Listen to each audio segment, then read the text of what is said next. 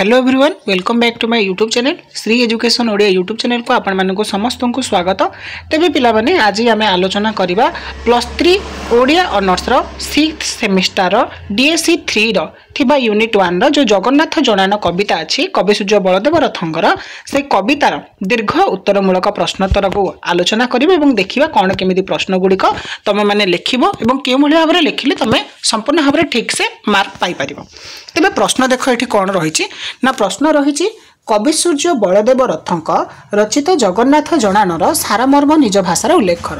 अर्थात तुम्हें पिला माने एठु जानि पारला ये होछु वन टाइप ऑफ गोटे डेमो क्वेश्चन होय तो एई भली भाबरे मध्य गोटे प्रश्न पड़ी जिवो। जदि प्रश्न पडुछि तमे प्रथमे कोन लिखिबो देख। अष्टादश शताब्दी शेष भाग रे कवि हेउचंती कवि सूर्य बलदेव रथ। तांकर रचित जनान जगन्नाथ जनान एक भक्ति रसात्मक अम्लान कृति। श्री जगन्नाथ हेउचंती भक्तर भगवान। विपद समय से भक्तर साहा भरसा होइथांती।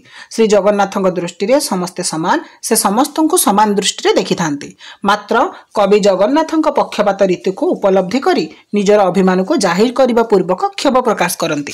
क्षीर समुद्र साई भगवान जगन्नाथ को कवि व्याकुलित कंठरे केतक प्रश्न पचारि निजर मन को हालुका करिसेंती।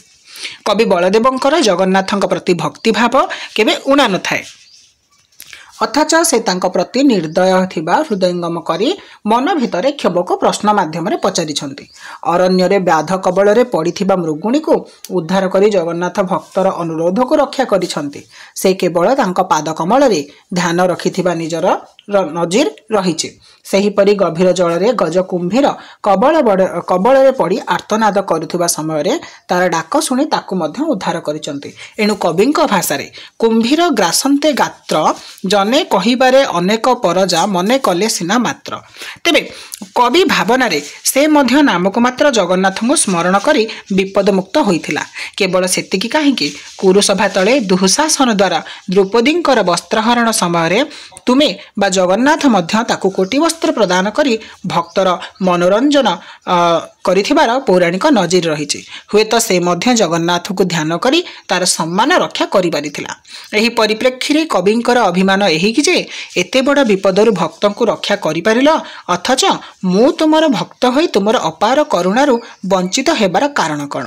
एहा द्वारा कविंकर जगन्नाथଙ୍କ प्रति क्षोभ स्पष्ट होइछि। जुगे जुगे भगवानଙ୍କର भक्तଙ୍କ प्रति अपार करुणा थिबा कवि स्मरण को आनिछंती। द्वापर जुगरे कंसर माल्याणी कुब्जा श्रीकृष्ण को चंदन चर्चित करी तांकर अंगस्पर्श रे जे अभिशाप मुक्त होई सुंदरी नारी रे परिणत होइथिला। कंसर रजक को निधन करी ताको मुक्ति प्रदान करिथिले। सेहीपरि अंधपुत्र को श्रीकृष्ण माड़ मारी तार पिता को चक्षु प्रदान करिथिबार पौराणिक नजीर मध्य उल्लेखित होइछे।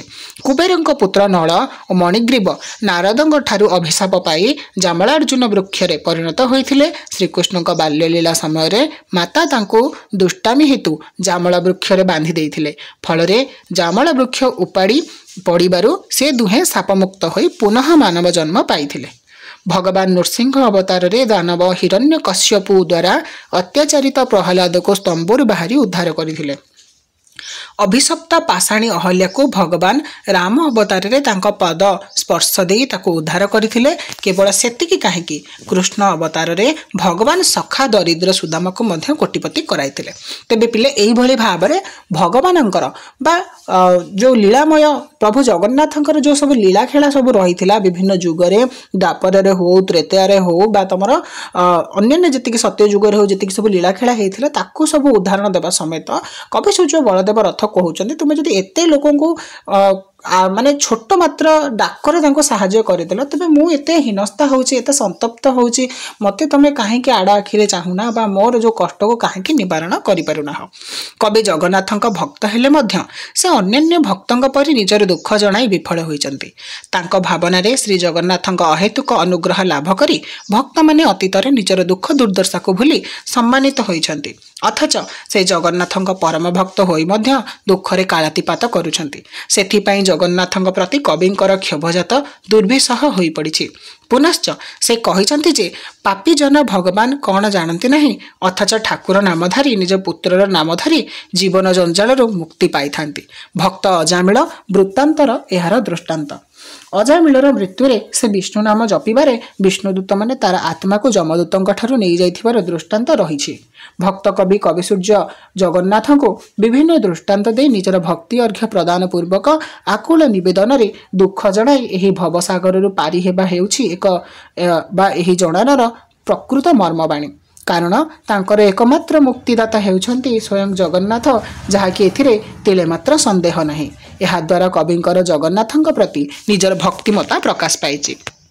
तेबे पिला माने तमे माने एठरो जानि पारिथिबो कि जदि तमर पडुची कि कविसूर्य बलदेव रथଙ୍କ द्वारा रचित जगन्नाथ जननर सारमर्म गुड़िक निज भाषा उल्लेख करने तुम यही भाव में लिखिपर।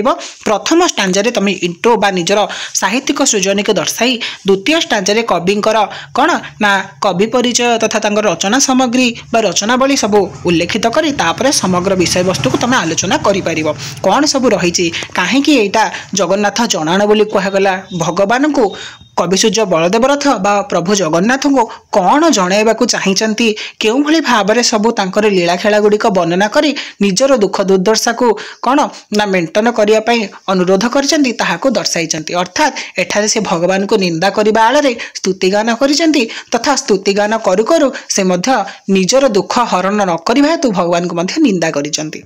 तेबे पिला माने एही प्रश्न उत्तरटी बा दीर्घमूलक प्रश्नटी जदि तुम मानको पढ़िबारे किछि सहाय्य हेइ पाला बा किछि आइडिया मिली पाला तुम केमिति कोन लॉन्ग क्वेश्चन लिखि परिबो सेथि भिडियो को लाइक करदेव सांग मान सहित जदि पारुच जेते शेयर मध्य करदेव और एजाबत जदि चैनल को सब्सक्राइब करना निहाती भाव में सब्सक्राइब कर रखिदे देखा हम पिले आउ किछि लॉन्ग क्वेश्चन और शॉर्ट क्वेश्चन को नहीं एवं जहाँकि तुम मानकर सेमिस्टर काम आसो से पर्यंत मते विदाय दिंतु रहिली। जय जगन्नाथ। वंदे उत्कल जननी।